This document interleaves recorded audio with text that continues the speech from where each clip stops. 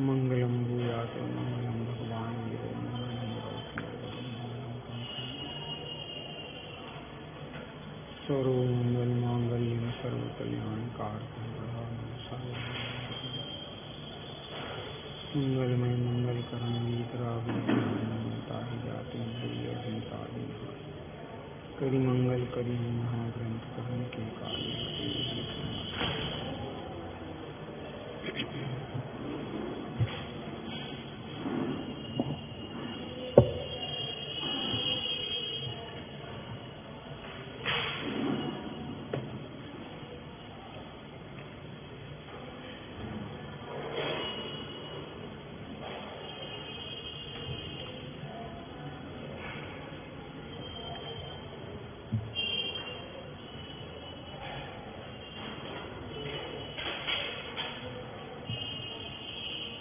अपना प्रकरण समाधि मरण का चल रहा है।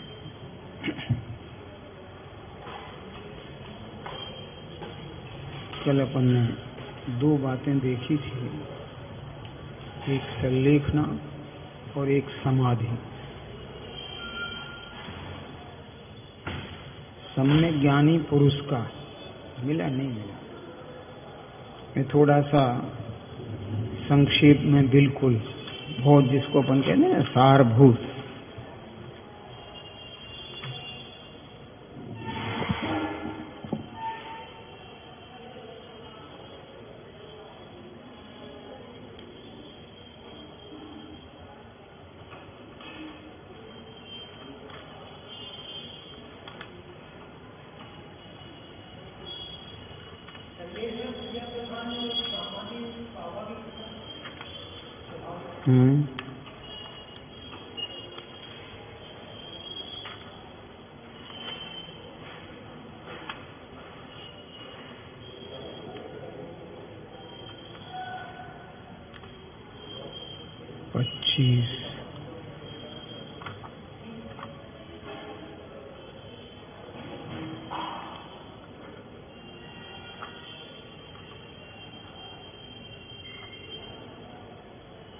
इस प्रति में 8 से 25 तक के पेज ही नहीं है, पेज ही नहीं, या कहीं होंगे तो पलट पलट कर कहीं कोई फोल्डिंग में गलती हुई होगी क्या?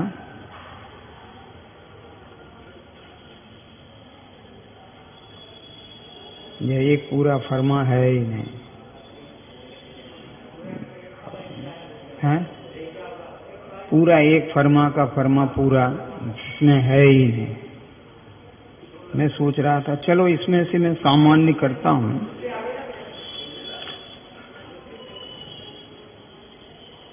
इसको अलग ही कर दो, कोई ले जाए तो उसे भी परेशानी होगी।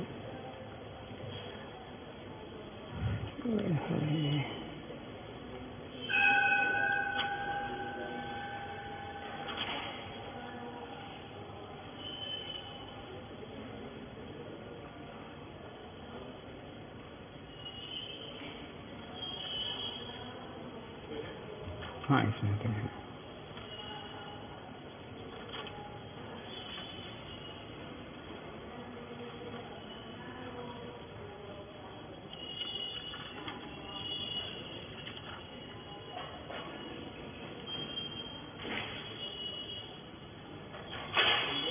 समाधि के संबंध में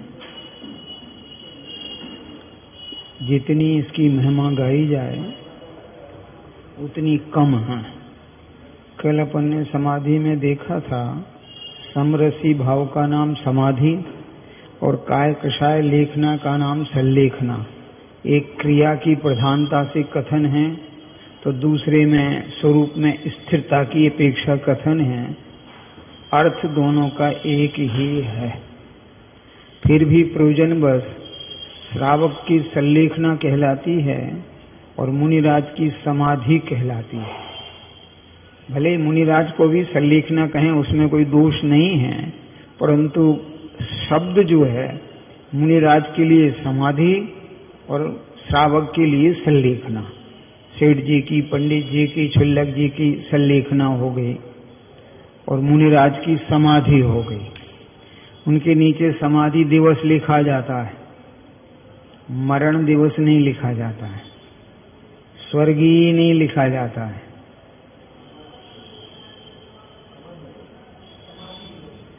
आपको कुछ फर्क आया पकड़ने में? उनके नाम के उसमें समाधि दिवस लिखा जाता है, कोई भी मुनिराज के आगे स्वर्गीय नहीं लिखा है। देखा, कभी विचार नहीं किए अपन ने, बहुत बातें हैं क्या क्या। और हम रोजाना पूजा पाठ करते ही हैं, उसमें बोधि की प्राप्ति और सुगति का गमन और जिनवर गुण संपत्ति, बोहिला हो बोधि की प्राप्ति, बोहिला हो बोधि की प्राप्ति, सुगति का गमन और जिनेन्द्र भगवान के गुणों की संपत्ति की इच्छा, बाकी कुछ नहीं। रोज बोलते हैं बोहिलाओ सुगई गमनम समाधि मरणम, जिन गुण संपत्ति हो अच्छा।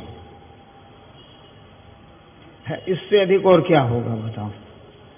बोधि माने रत्नत्रय, बोधि माने अकेला ज्ञान नहीं है, बोधि माने तो वहां 12 भावनाओं में भी बोधि माने रत्नत्रय की प्राप्ति का अर्थ है। अपने जितने धार्मिक अनुष्ठान करते हैं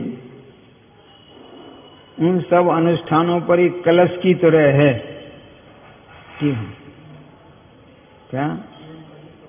हाँ, जीवन का कलश क्या है? जैसे बिना कलश के मंदिर शोभा नहीं देता है, ठीक उसी प्रकार बिना समाधि के जीवन में जो आपने अनुकरण किया है शोभा नहीं देता, उसकी कोई महिमा नहीं आती। और सल्लेखना हो जाए, समाधि हो जाए तो सब सार्थक हो जाता है। क्या? सल्लेखना का अर्थ जो अपन ने कहा था ना, लेखन क्रिया, सल्लेखना में लेखन क्रिया है। लेखन माने लिखना नहीं है, लेखन का अर्थ होता है दोषों को छील छील कर निकाल देना। कैसे? हाँ, जैसे उदर में कोई मल भरा हुआ है तो ऐसी औषध देना जिससे वो मल बिल्कुल हाथों से बिल्कुल निकल जाए। कैसे? हाँ, उसका नाम क्या है? सल्लेखना। क्या है? सल्लेखना। ऐसा अर्थ समझना चाहिए। इस सभी व्रतों में व्रतराज है। क्या है? ये सभी व्रतों में व्रतराज है, माने सभी व्रतों का राजा व्रत है। महाव्रत क्यों?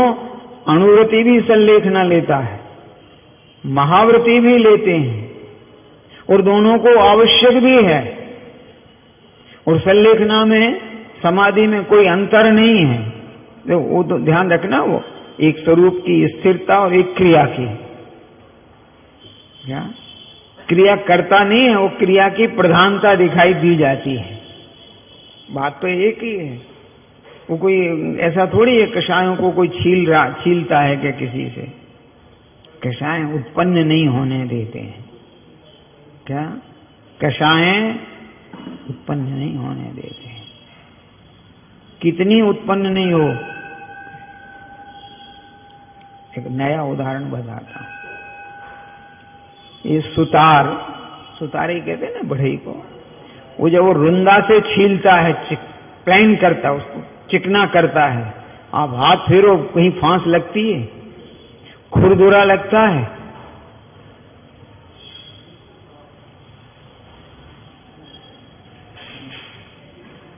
वो देखता भी यही है,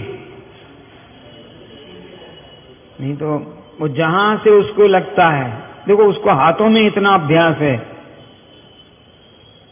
अगर जोर से कर दे तो उसे ही फांस नहीं लग जाएगी, लेकिन उसके हाथ चलाने में इतना अभ्यास है कि उसे लगती नहीं, लेकिन पता लग जाता है, लग जाता है। इस तरह से दोषों को स्वरूप स्थिरता के बल से, उपयोग की स्थिरता से उन्हें निकाल देना, इसलिए इसे व्रतराज कहते हैं। इसमें जो सल्लेखना लेने वाला होता है वो अपने स्वरूप में निमग्न रहता है। किसमें निमग्न रहता है? अपने स्वरूप में। बाहर में कहीं उसका परिणाम नहीं जाता है, और इसी सल्लेखना धारण करने से अपने सारे व्रतों की सार्थकता होती है। क्या? इसलिए इसका नाम महोत्सव कहा है। जीवन में पानी ग्रहण के महोत्सव से बड़ा कोई लौकिक महोत्सव नहीं होता है, नहीं होता है। जन्म का महोत्सव कितना सा, बाजे बजे मंदिर ले गए, काम खत्म। और पानी ग्रहण का महोत्सव कितने दिन पहले से चलता है, कितने आगंतुक मेहमान आते हैं इत्यादि। और उस महोत्सव की चरम सीमा होती है कब? पानी ग्रहण के समय। पानी ग्रहण हुआ उसके बाद सब ढक्कन ढाक सब है। ऐसे इसके ले लो कि सल्लेखना के लिए हमने सारे व्रतादि का आलम्बन किया है। किसका? और सल्लेखना हो गई, ये चरम सीमा पर आ गई। अब क्या है? अब तो क्या है? इससे होता क्या है? नहीं, इससे होता क्या है कि अपने भव का फेरा निकल जाता है। काय का? अपने भव का अभाव हो जाता है। तो भव का अभाव हो गया कि तुम नहीं भवों में भटकोगे अब, हैं?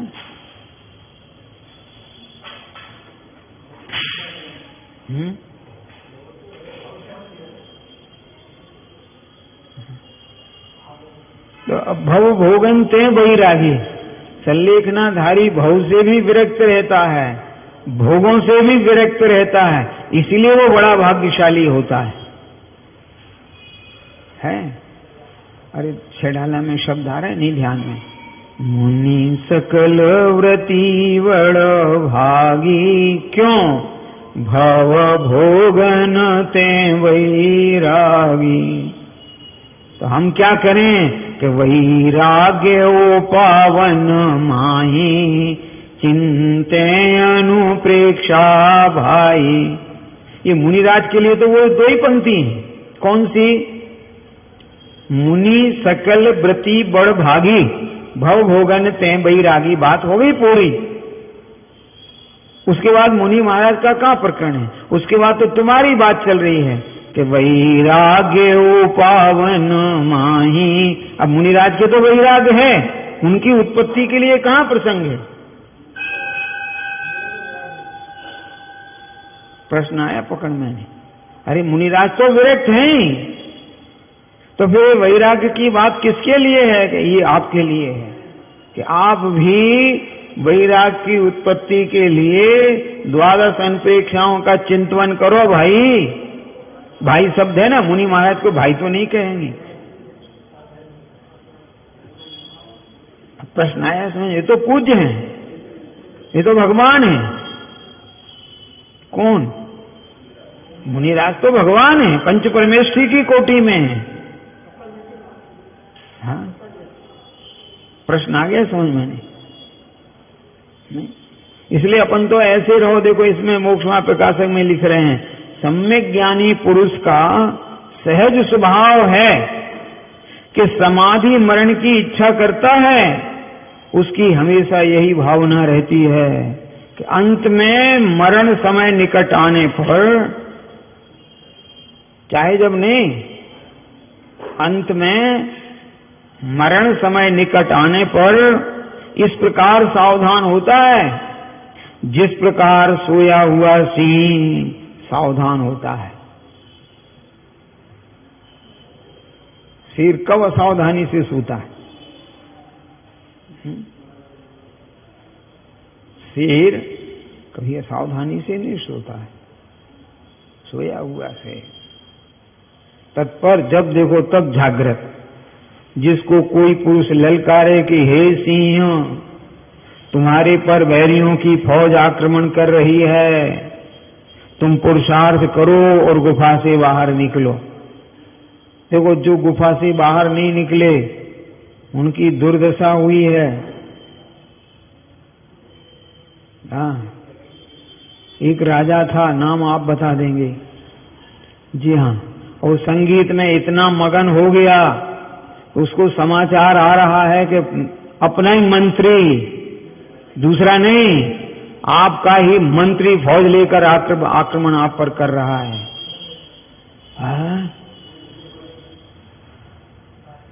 अरे अभी ये गाने, ये तो पूरा होने दो, ये तो पूरा होने दो। अंत तो गत्वा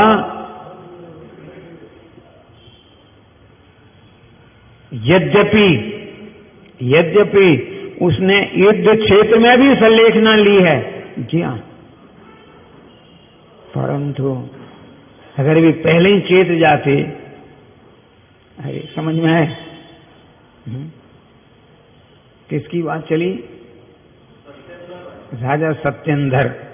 और फिर देखो जीवनधर का जन्म कहाँ हुआ और क्या, बहुत सारा प्रकरण ओपन उसमें नहीं है। तो ऐसे सावधान हो जाओ, पुरुषार्थ करो, गुफा से बाहर निकलो। तो गुफा माने क्या? ये परिवार के मोह से बाहर निकलो, शरीर के मोह से बाहर निकलो, संसार देह के भोगों के परिणाम से बाहर निकलो। इससे गुफा से बाहर निकलो। जब तक वैरियों का समूह दूर है, ज्वलो न रोग जराग है। तो ये वैरी कौन कौन है? ये वैरी कौन है? देखो ना, ये कह रहे हैं ना, पुरुषार्थ करो, गुफा से बाहर निकलो। कब तक? जब तक वैरियों का समूह दूर है। तो फिर ये पंडित जी क्या कह रहे हैं? ज्वलो न रोग जरा गहे, तोलो झटति निज हित करो। तो ये है अपने शत्रु।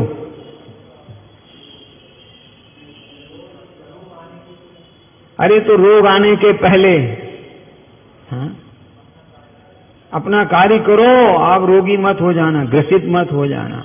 बुढ़ापा आने से पहले धर्म साधना कर लो, बुढ़ापे में नहीं कर पाओगे।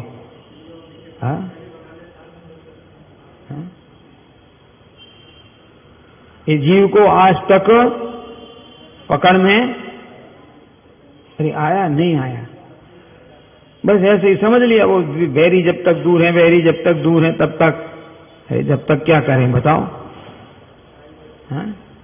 तुम तैयार हो जाओ। तैयार हो जाओ माने सावधान। जी हाँ, तैयार हो जाओ माने सावधान।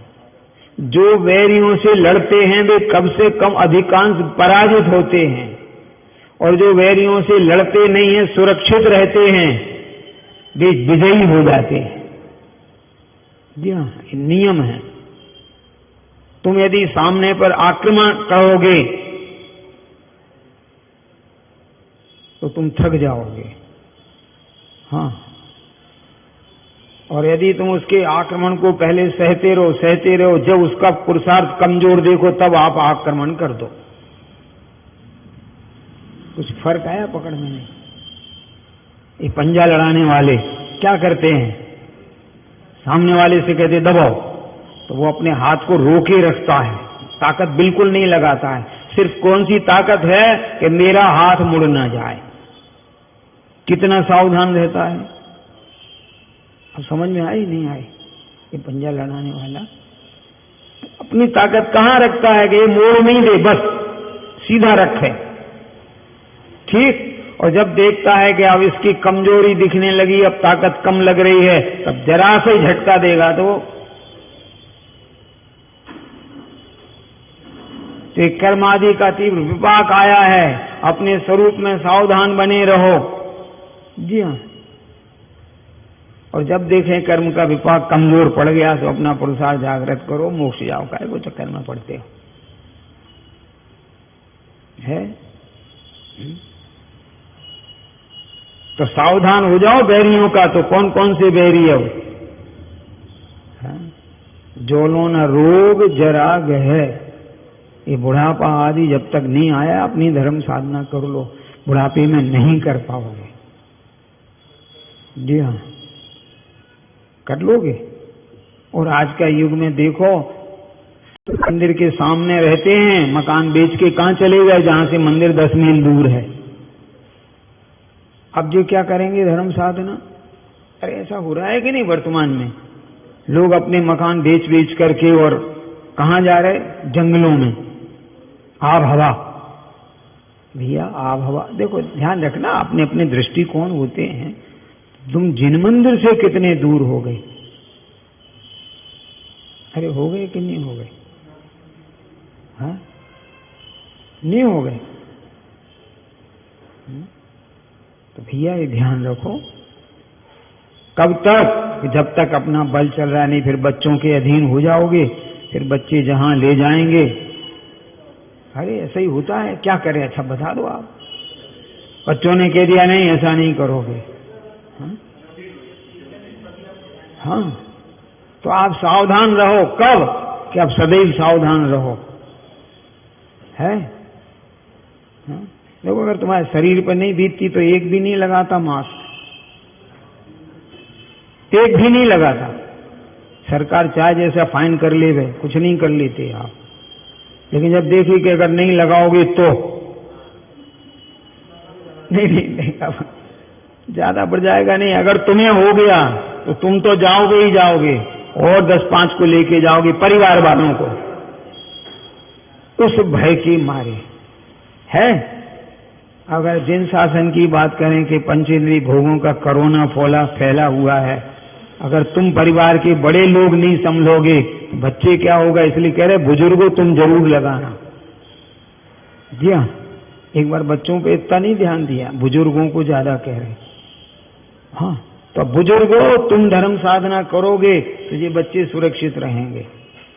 जी हाँ, और इन्हें भी सर्दी जुकाम हो तो इनको बुजुर्गों से दूर रखो। यदि बच्चे भी भोग विषयों में लगे तो बुजुर्गों तुम दूर रहना है इनसे। समाधि करना है ना, नहीं होगी। जाओ, चेला चेली ये जो अंधे भगत होते हैं इनके साथ नहीं होगी। किसके साथ? एक ध्यान रखना, किनके साथ? जिनके साथ में आपका राग प्रबल जुड़ा हुआ है, और किसी के साथ नहीं है। तो ऐसा ध्यान रखना। ये जीवन जो है वो कैसा है? ये जीवन कैसा है? सूर्य का उदय हुआ है, अस्त तो नियम से होगा। हाँ, अरे कहीं 3 घंटे में सूर्यास्त हो जाता है, 3 घंटे में। जी हाँ, हाँ, 21 ही घंटे की रात होती है, तो कहीं 12 घंटे 13 घंटे का भी दिन होता है, रात भी होती है। अरे है कि नहीं? तो तुम्हें क्या करना बता दो आप। तो अपना जीवन कैसा है? सूर्य का उदय और सूर्य का अस्त। जब अस्त होना निश्चित है तो हमेशा सावधान रहो ना। कैसे सावधान रहें? कि जैसे सूर्य उदय के काल में भी लालिमा युक्त रहता है और अस्त में भी लालिमा युक्त रहता है। सूर्य का जब उदय होता है ना तो लाल सूरज होता है, और अस्त होता है तब भी लाल होता है? तो भैया आप धर्म का प्रारंभ कर रहे हो ना, तो भी मंद परिणाम और अंत में भी मंद परिणाम है। या ऐसा समझ लो, बोलो ऋण कब माने अपने जो अपन ने लोन लिया है वो पन्ने कब खत्म होंगे? कैसे चुकाओगे? हाँ, पहले तो आय बढ़ाओ, फिर उनको चुकाओ। पूरा चुक जाए, नया लोन लेना बंद करो, खाता खत्म हो जाएगा कि नहीं? तो ये 4 गति का खाता चल रहा है। कर्मों से लोन लेना बंद करो, शुभ का भी और अशुभ का भी, और स्वरूप की स्थिरता से उनको झलने दो। मोक्ष होगा कि नहीं होगा? मोक्ष की इच्छा करते हैं और उधारी खूब चलाते हैं।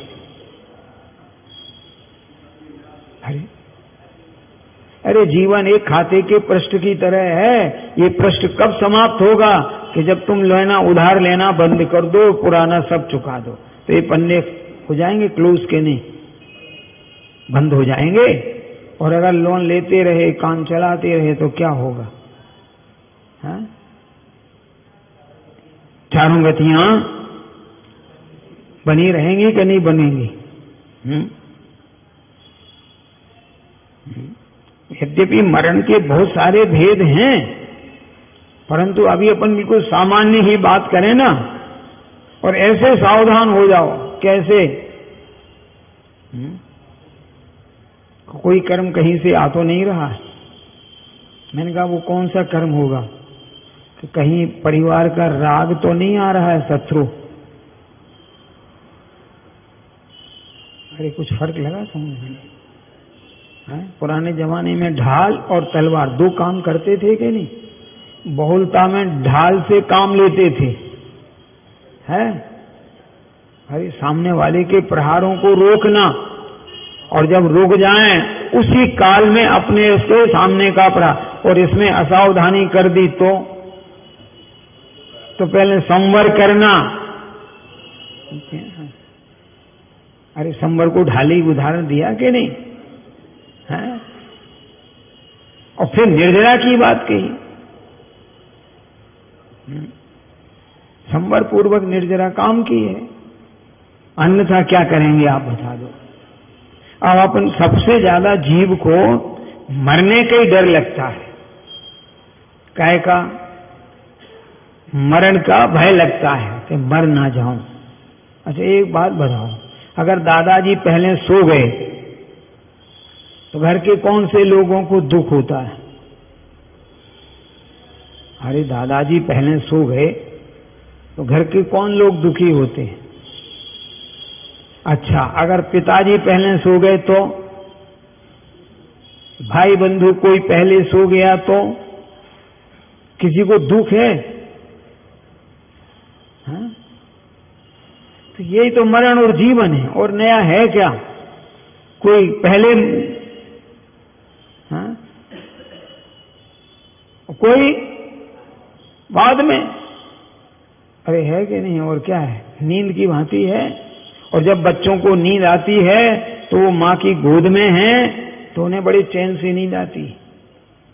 जी हाँ, आप बच्चों को नींद आ रही हो, वहां बिठा देना, वो सो नहीं सकता है, और माँ गोद में ले ले नहीं, और उसने सिर पे हाथ रखा और उसे नींद आई, पक्का। फिर वो बच्चा खिलौना देखता होगा? नहीं, हाँ? नहीं। माँ भी समझ जाती है कि बच्चे को निद्रा का समय हो गया है, चिड़चिड़ाने लगा है, ऐसा होता कि नहीं? अरे बच्चा चिड़चिड़ा रहा है और उसको और कुछ नहीं, नींद आ रही है, उसने बच्चे को जैसे ही गोद में लिया तो ये जी बुद्धे लोग चिड़चिड़ाने लगे ना,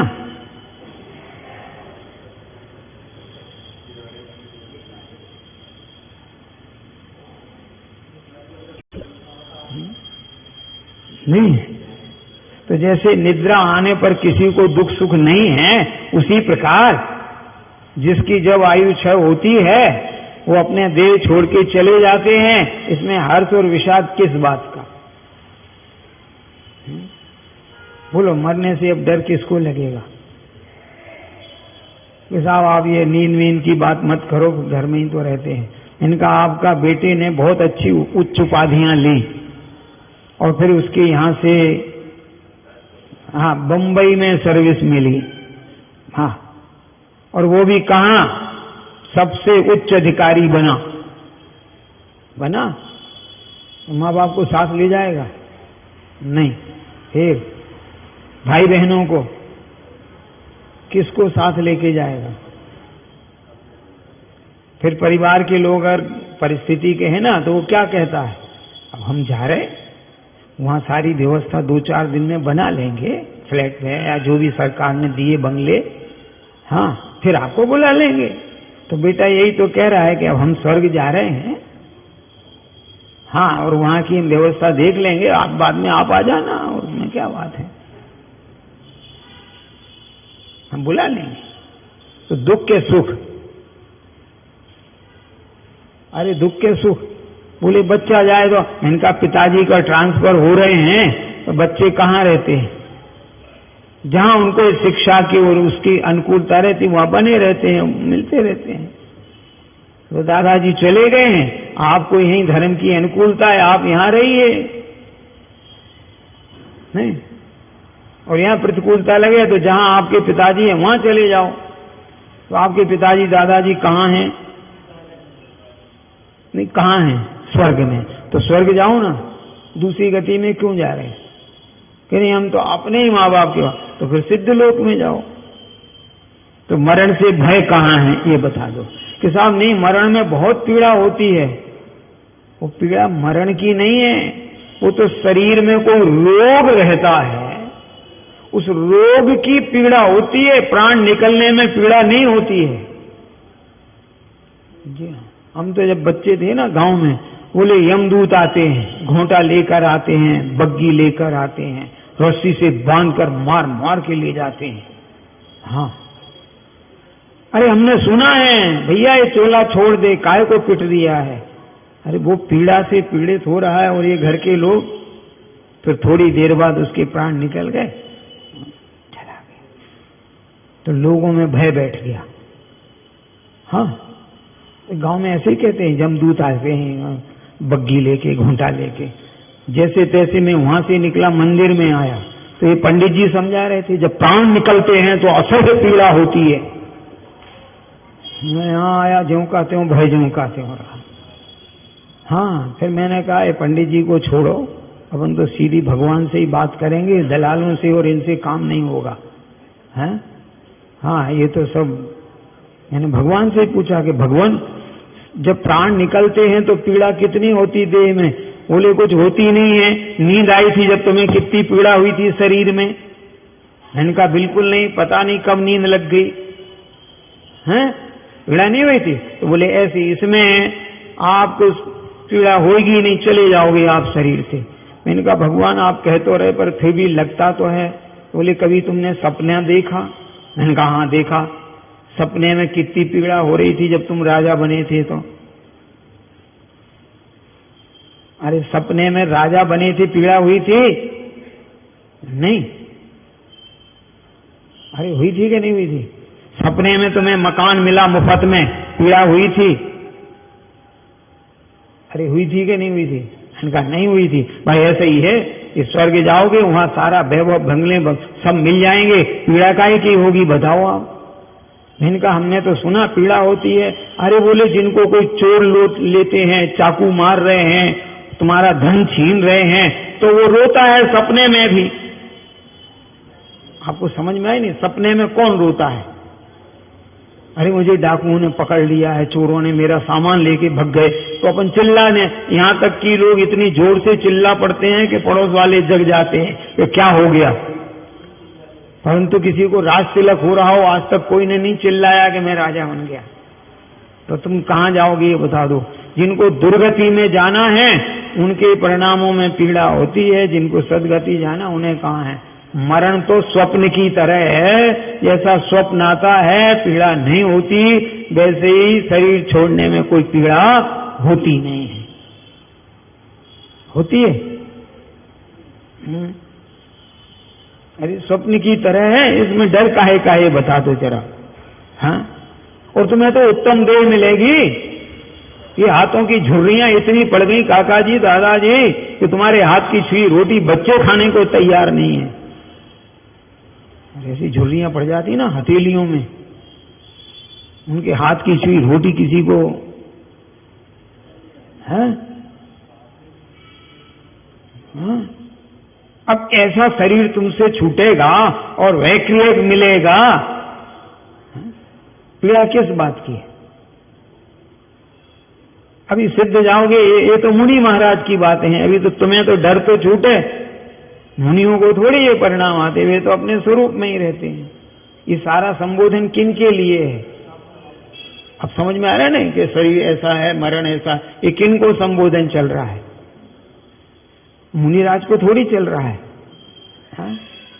कि साहब आप कुछ भी कहो, शरीर से ममत्व तो रहता है। अरे रहता है कि नहीं रहता है?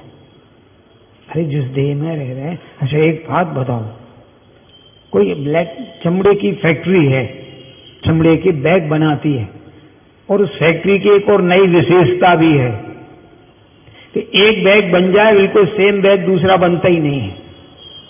नहीं, बिल्कुल नहीं बनता है। हाँ? सब लेटेस्ट डिजाइन के बनते हैं। हाँ, मैंने कहा अच्छी बात है, इसमें क्या बात है? बोले आपने बैग खरीदा? मैंने कहा खरीदा। बोले उसमें बैग में किसी ने नाले में का गंदा पानी भरा, मल मूत्र भर दिया, और वो बैग पड़ा है, चैन लगी है, आप उठाओगे? अरे उठाओगे क्यों? कि अच्छा देख के उठाने गए और किसी ने कहा उसमें तो आपके सेफ्टी टैंक का मटेरियल भरा है, कौन उठाएगा जरा बताना आप? तो आपका ये जो देह है, ये जो शरीर है ना, ये नामकरण की फैक्ट्री है, चमड़े के बैग हैं, और क्या है बोलो? अस्थि चरममय देह है, ये अस्थि और ये देह है कि नहीं?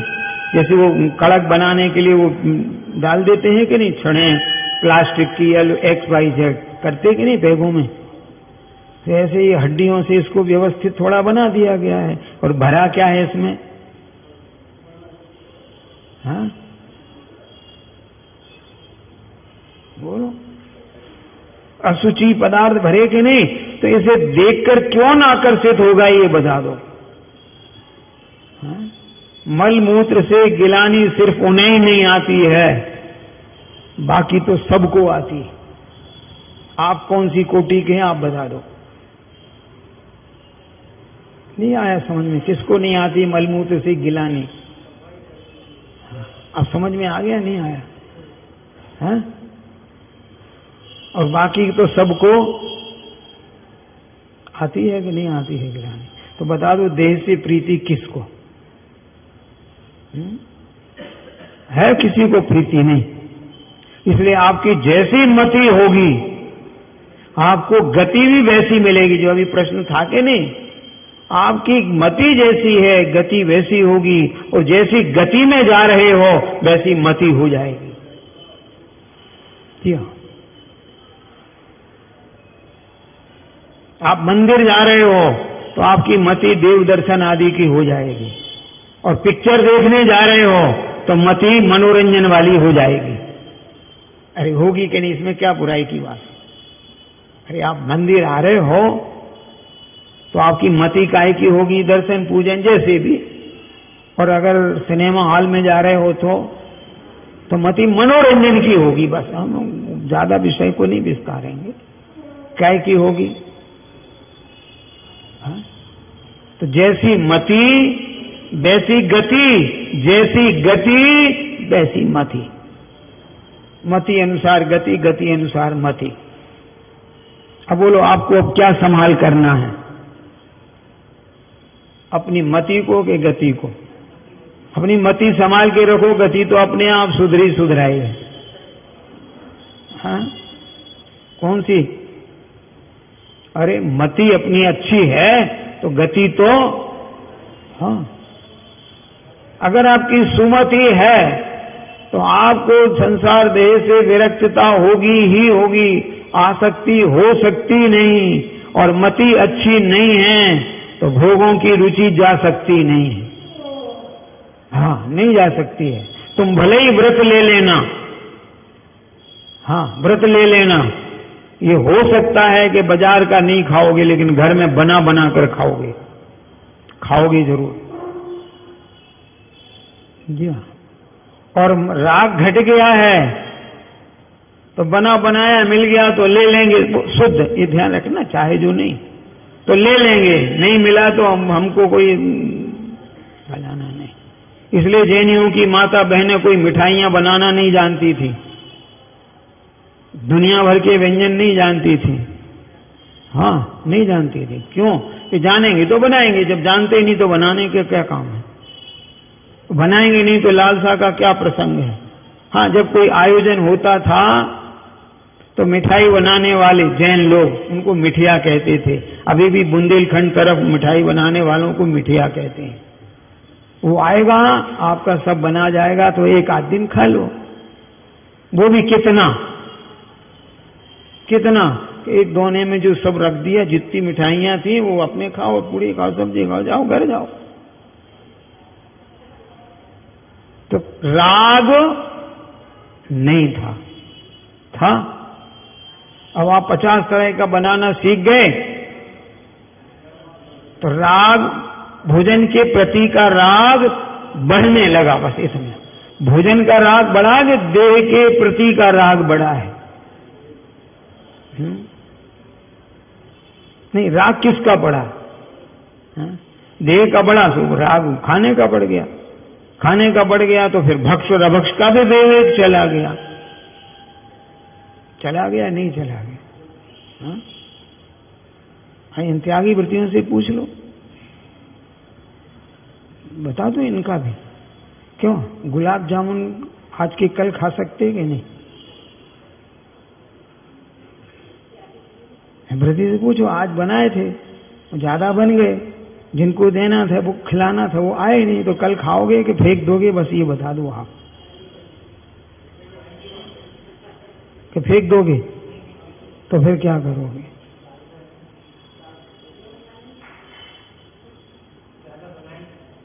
प्रश्न आया समझ? तो गुलाब जामुन जब तुम सोच के बनाओगे तो पहले राग बताओ कितना प्रबल है, कि दूध मंगवाया, फिर गरम उसको मावा बनवाया, फिर उसको ये किया, चाशनी बनवाई, फिर उसको गोल बनाया, सारा कितना दो गुलाब जामुन खाने के लिए तुमने 2-2.5 घंटे खराब किए, 2 गुलाब जामुन को। देखो, खाने अलग बात है और उसकी लालसा, अपन लालसा की अपेक्षा चर्चा कर रहे हैं। हाँ, अब हम किसी के घर गए, उनने बनाए, सोच के हमको दे दिए, हमको कोई राग थोड़ी है, मिल गए तो ले लिए। जैसे मुनिराज, उनको कोई भी वस्तु मिल जाती, उन्हें कोई दोष नहीं। लेकिन आप अपनी बात करो। फिर सोच का दूध लेने गए थे तो क्या यूं ही मिल गया था कि वहां खड़े रहे थे आधा घंटे दूध लगवाने के लिए? फिर घर लाए, उसको गर्म किया, मावा बनाया, फिर उसमें जो जो मिलाना था वो मिलाया, फिर उसको तले, फिर चाशनी में डाले, और फिर ये और फिर खाए कितने? नहीं, ये नहीं करो खूब खा लिए, खाए कितने? 2-4।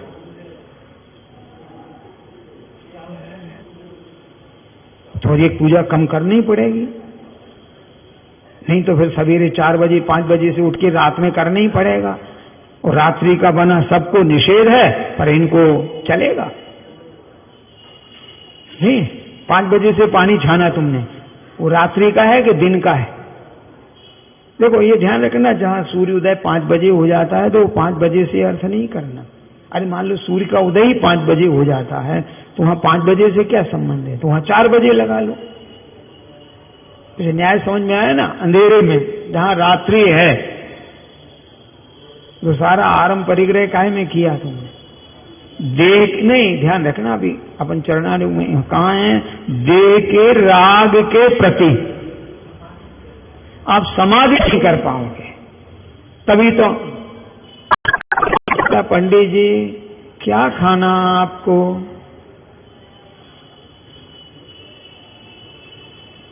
अरे बुढ़ापे में पलंग पे पड़े हैं तो घर के लोग पूछ रहे हैं क्या खाना आपको? मैंने कहा जब तुमसे पूछ लिया जाए क्या खाना आपको, समझ लो कि हमको चिकित्सकों ने कह दिया है जाने वाले हैं, अब तुम सब खिलाओ, काहे को भूखा मारते हो? और क्या? हाँ, इनकी इच्छा पूरी करो। हाँ, नहीं तो इनका परिणाम, हाँ ऐसा नहीं हो, नहीं तो ये चींटी बन जाए आके। जैसे वो पानी के परिणाम में गए थे तो घर के कुएं में बने थे, कहीं ये रसगुल्ले के परिणाम में गए तो ऐसा नहीं हो कल रसगुल्ले की चाशनी में मिले।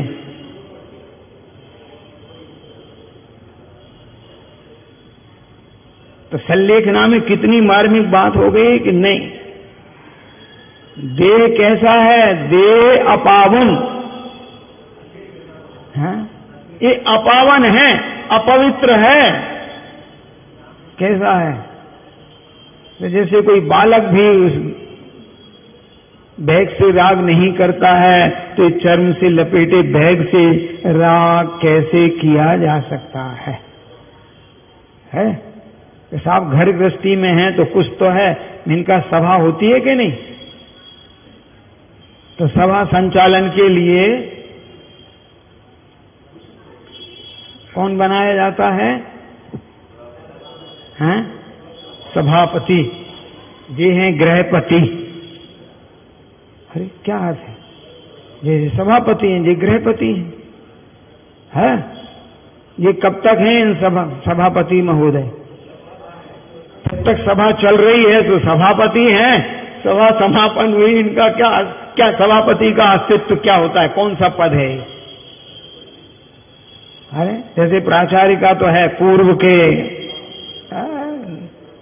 नहीं है, सांसद, पूर्व सांसद, पूर्व प्रधानमंत्री, बहुत सेवा निवृत्त, कुछ भी सही, लेकिन सभापति का है सभा निवृत्त सभापति है नहीं है ना? तो ये संसार क्या है? अपना घर क्या है? एक सभा है, हम उसका संचालन कर रहे हैं। फिर क्या कर रहे हैं? तो जो लोग जैसा बोल रहे हैं हम सबको सुनना है कि झगड़ा करना उनसे? क्यों सभापति जी, अगर आपके मन की बात नहीं है तो तुम झगड़ोगे कि नहीं, कि चुपचाप सुनते रहोगे? हाँ, और फिर सभापति का अंतिम कर्तव्य क्या है कि सबकी जितनी तुमने सुना उसमें 2-4 अच्छाइयां बता दो और हाथ जोड़ के कहना बस खत्म का है। सभा का समापन। तो जब से होश संभाला है, काम संभाले, तब से सभापति हो गए और अब आखिरी में आयु पूरी हो रही, सभा का संचालन खत्म। भैया जब तो कह रहे सबसे क्षमा मांग लो, हैं? खम्मामी सब जीवाणाम सब्बे जीवे खमंतु में। तो वो कहता भी है देखो मैं योग्य नहीं था, लेकिन शुरू में ही कहा था कि नहीं कि मैं योग्य तो नहीं हूं, परंतु अब आपने दे रखा भार तो संभालूंगा। तो मैं घर गृहस्थी में रहने योग्य तो नहीं हूं, लेकिन क्या करें, अब फंसा दिया है तो फंसे हैं। और आखिरी में निवृत्त। फिर कौन से सभापति हो? नहीं हो ना? अरे हो कि नहीं? हाँ, नहीं है ना? तो फिर आखिरी में अपन क्या बचेंगे?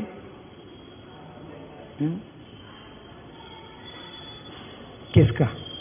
अच्छा, स्वर्गवास किन का होता है? जरा एक आध बार बताओ तो जरा। आपने क्या लिखा था पत्रिकाओं में? दादाजी का। किनका? तो दादाजी जो थे जे संज्ञा का, उसका स्वर्गवास हुआ है। वो जो थे उनका थोड़ी है, वो तो जो गए, उनकी कहां बात कर रहे हो? स्वर्ग में हैं दादाजी? बोलो, स्वर्ग में कोई तुम्हारे दादाजी हैं, पिताजी हैं? फिर यहां लिख रखा है स्वर्गवासी, तो स्वर्ग में बात करते हैं, लेकिन अब वे तुम्हारे नहीं है, बस उनमें दादाजी संज्ञा नहीं है। वो दादाजी का तो हो गया अंतिम, हाँ उनका तो निधन हो गया। हाँ, अब तो वे जो भी देव पद को, वो तो देव कहलाएंगे, तुम्हारे दादाजी नहीं कहलाएंगे। कहलाएंगे इनका कहने तो इनका मान लो कोई सौधर्मेंद्र बना, अरे कोई जीव बना, अरे उसमें क्या तकलीफ है? फिर उसने अवधियान से जाना कि ये हमारा बेटा है, ये पत्नी है, ये माँ है, तो वो अपनी देवांगनाओं से कहेगा मैं इनकी अपेक्षा पुत्र हूं, इनकी अपेक्षा में तुम्हारा नहीं, इनका पति हूं, इनका पहले था, तुम्हारा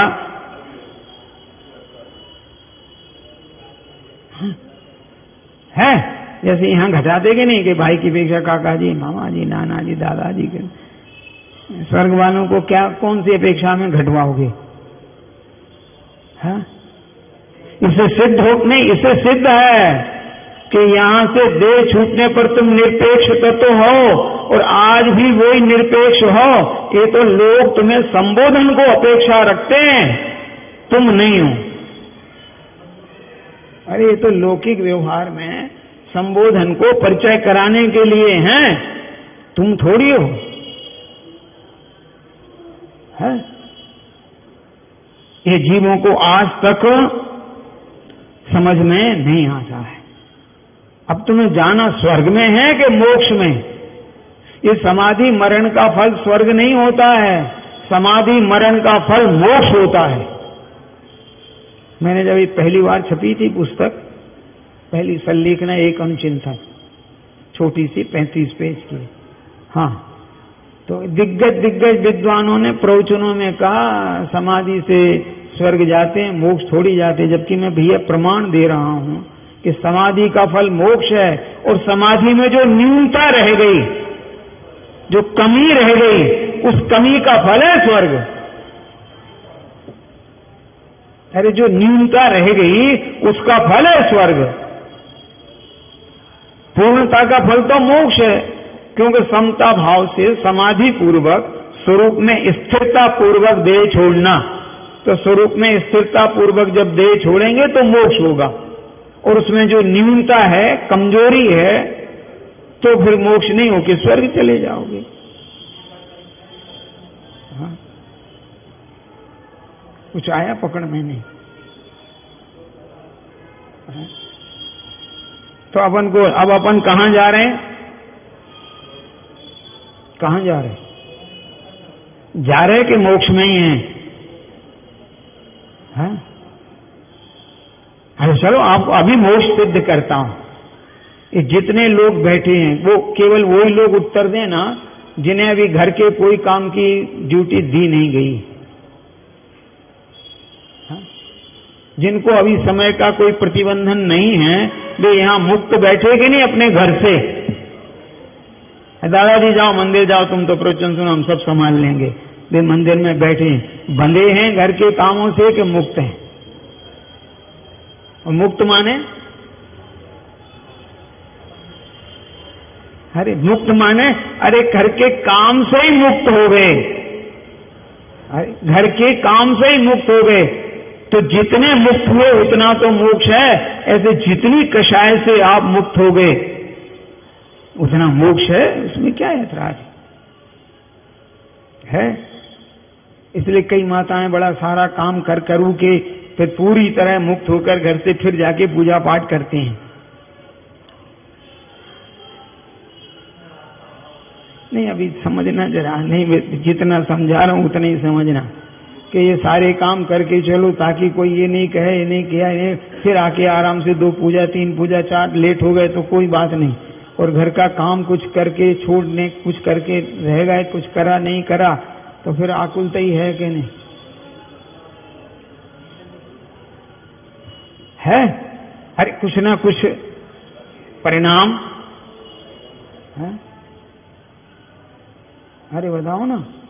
एक बहन बोली नहीं हम तो ऐसा करते करके जाते हैं, हम कह देते हैं घंटी दे देना तो हम आ जाएंगे। अब वो योग से घंटी उनने तो दी नहीं थी, किसी थर्ड पर्सन ने मिस कॉल दे दिया, ये भगी मंदिर से। नहीं निंदा में नहीं, सब ये निंदा नहीं कर रहा हूं। अरे ऐसा होगा कि नहीं होगा अच्छा ये बता दो। अरे भाई कोई मेहमान आने वाले थे, मैंने कहा मैं तो प्रवचन करने जा रहा हूं, आ जाए तो मुझे मिस कॉल दे देना, मैं आ जाऊंगा, दूसरी जगह बातें नहीं करूंगा लोगों से। अब वो किसी सज्जन ने यूं ही मिस कॉल मार दिया, एजेंट ने, लोन ले लो।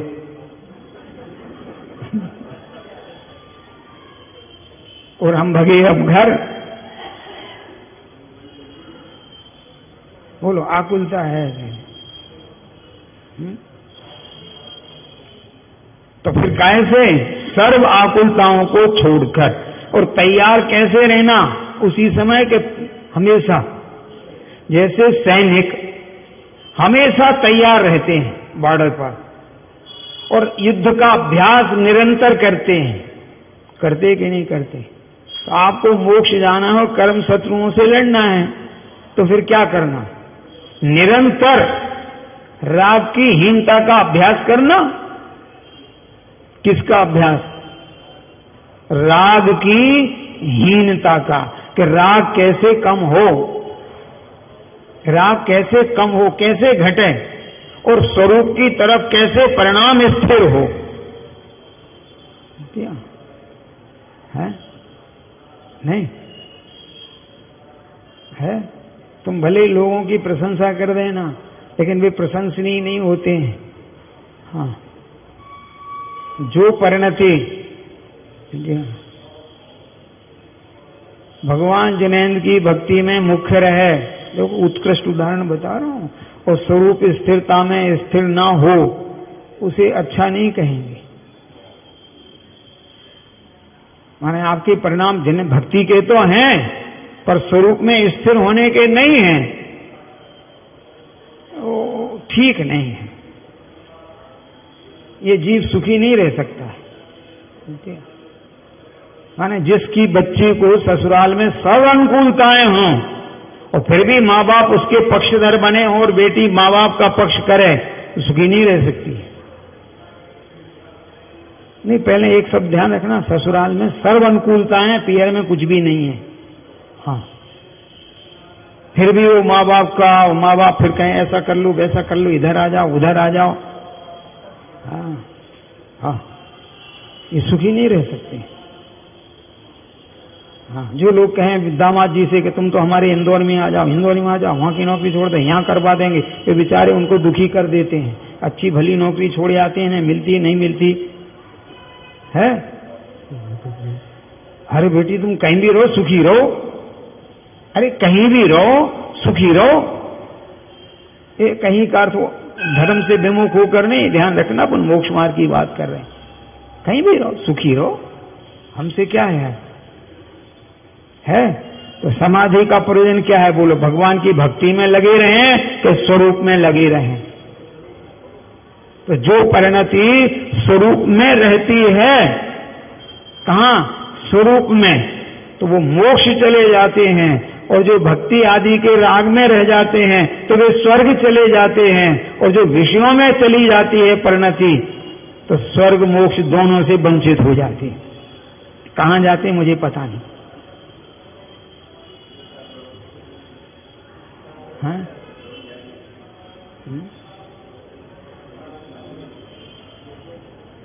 इसलिए वो कहा था स्वर्ग मोक्ष के दाता तुम हो, नेमिनाथ भगवान की पूजा में है। मैंने कहा भगवान, पंडित जी ने ऐसा लिख कैसे दिया? बोले भक्ति करोगे तो स्वर्ग मिलेगा, और भक्ति से ऊपर उठ जाओगे, भगवान की तरह हो जाओगे तो मोक्ष मिलेगा। इसलिए दोनों के दाता आप ही हो। अरे तुम मंदिर आओगे, हमारी पूजा कर, हमारी माने हाँ वो तीर्थंकर विशेष नहीं, तीर्थंकर आप पूजा करोगे तो स्वर्ग मिलेगा, और उस रूप होने लगोगे तो मोक्ष मिलेगा। मिलेगा नहीं मिलेगा? स्वर्ग मोक्ष के दाता है नेमिनाथ जिन रहा है। और आप क्या समझ रहे? बस हमको तो ताली बजा लेने दो, अर्घ चढ़ा लेने दो, और आप स्वर्ग दे देना, आप ही मोक्ष दे देना। तो वो कहते हैं कि हम किस किस को देंगे और किसको नहीं देंगे। क्या हमारा यही काम बचा? हाँ? कुछ फर्क समझ में आ रहा है नहीं आ रहा? पर अंतिम बात हो गया, कल और ले लेंगे नहीं कल और ले लेंगे। अभी यूं अगर पूरी पुस्तक लूंगा तो कितने दिन चलाऊंगा? पूरी पुस्तक ही यही है। इसलिए वो बिल्कुल